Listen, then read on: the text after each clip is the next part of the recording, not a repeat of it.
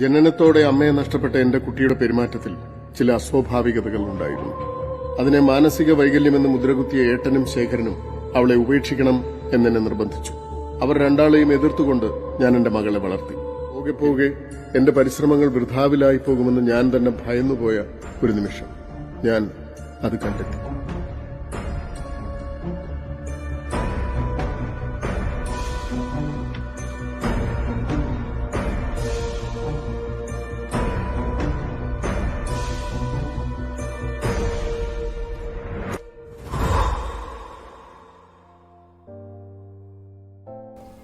June 18 autistic പ്രൈഡേ ആണ്.